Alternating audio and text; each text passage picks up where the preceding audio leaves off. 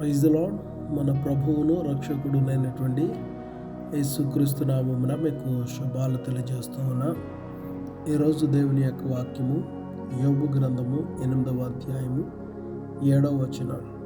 నీ స్థితి మొదట కొద్దిగా నుండినను తుదకు నీవు మహా అభివృద్ధి పొందుదువు.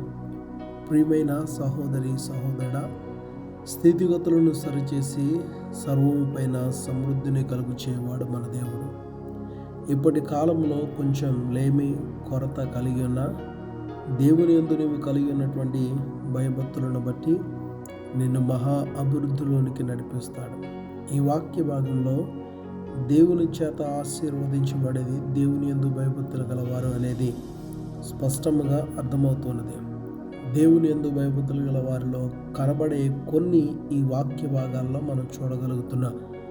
అందులో మొదటిది, దేవుని యందు భయభక్తులు కలిగిన వారు దేవుణ్ణి వెతికే వారిగా ఉంటారు.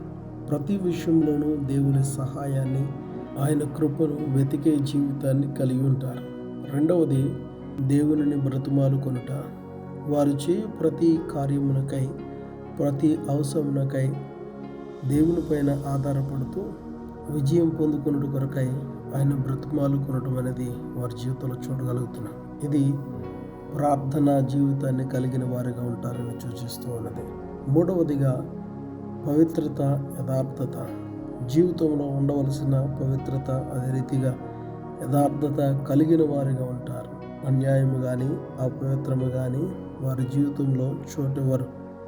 ఎలాగున నీతి జీవితాన్ని కలిగిన వారి జీవితంలో వారి నీతికి తగినట్టుగా వారి అభివృద్ధిని కలుగు చేసి ఆశీర్వదిస్తాడు.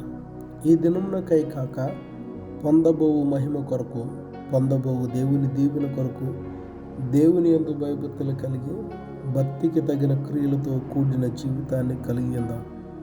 దేవుడు చేర్చు ఉన్నత స్థితికి చేరుదాం.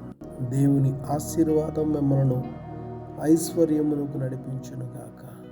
ఆమేన్.